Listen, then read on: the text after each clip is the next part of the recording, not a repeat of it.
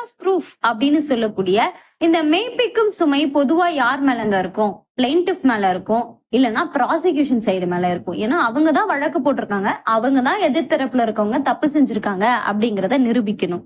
இப்ப இத ஷிஃப்ட் பண்ண முடியுமானா ஷிஃப்ட் பண்ணதுக்கு நிறைய வாய்ப்புகள் இருக்கு. அதுக்கு உதாரணமா சொல்லக்கூடிய ஒரு கேஸை தான் நம்ம பார்க்க போறோம். இது என்ன கேஸ் அப்படின்னு நீங்க கண்டுபிடிச்சீங்கன்னா கீழே கமெண்ட் செக்ஷன்ல போடுங்க. ஒரு பர்சன் நேவில ஒர்க் பண்றாரு. அவர் அவங்க ஒய்ஃபையும் அவங்க குழந்தைங்களையும் விட்டு பிரிஞ்சு ஒரு 6 மாசம் ஒர்க் பண்ண வேண்டிய ஒரு சுச்சுவேஷன். அந்த டைம்ல ஒரு ஃப்ரெண்ட நீ குழந்தைங்களையும் ஒய்ஃபையும் பாத்துக்கோ அப்படின்னு சொல்லிட்டு போறாரு. அவங்க ஃப்ரெண்ட் என்ன பண்றாருன்னா அவங்க ஒய்ஃபையும் குழந்தையும் பாத்துக்கிற டைம்ல அவங்க ஒய்ஃபோட ஒரு நல்ல கம்யூனிகேஷன் உருவாகுது. காலப்போக்குல அது அஃபேரா கிரியேட் ஆகுது.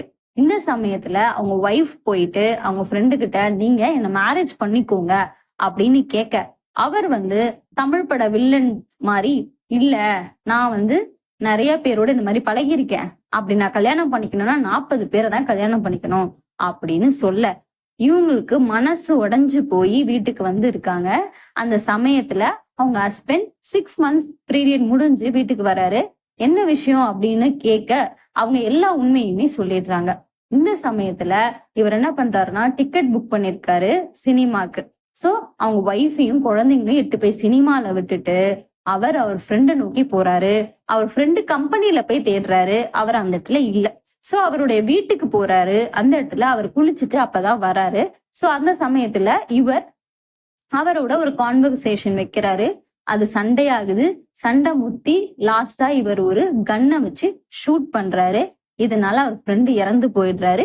இவரே வாலண்டியரா போய் சரண்டர் ஆகுறாரு. இப்ப இந்த இடத்துல ப்ராசிக்யூஷன் சைடு பொறுத்த வரைக்கும் இவர் பிளான் பண்ணி தான் இந்த மர்டரை பண்ணிருக்காரு அப்படின்னு சொல்லி அவங்க சைட்ல பாயிண்ட் வைக்க, டிஃபென்ஸ் சைட்ல என்ன சொல்றாங்கன்னா இல்ல, இது கிரேவ் அண்ட் சடன் ப்ரொவோகேஷன் அப்படிங்கிற ஒரு டேர்ம சொல்றாங்க. அதாவது திடீர்னு ஏற்படக்கூடிய ஒரு ஆத்திரத்தினாலதான் அவர் இந்த செயலை செஞ்சிருக்காரு. அவர் எந்த விதத்திலயும் பிளான் பண்ணல, இல்ல அவருக்கு அந்த மோட்டிவ் இல்ல அப்படின்னு சொல்றாங்க. சோ இப்போ நம்ம கல்பபிள் ஹோமிசைடுக்கும் மர்டருக்குமான வித்தியாசமா என்ன சொல்லுவோம் அப்படின்னா, ஒரு நபர் இன்டென்ஷனோட பண்றாங்க அப்படின்னா அது மர்டர் ஆகும். கல்பபிள் ஹோமிசைட் அப்படிங்கிறது இன்டென்ஷன் இல்லாம திடீர்னு ஒரு ஆத்திரமூட்டல் காரணமாக செய்யக்கூடிய கொலை கல்பபிள் ஹோமிசைட் ஆகும். இது ரெண்டுத்துக்கும் பனிஷ்மெண்ட் வேரி ஆகும், அவ்வளவுதானே தவிர ரெண்டுமே கொலைதான்.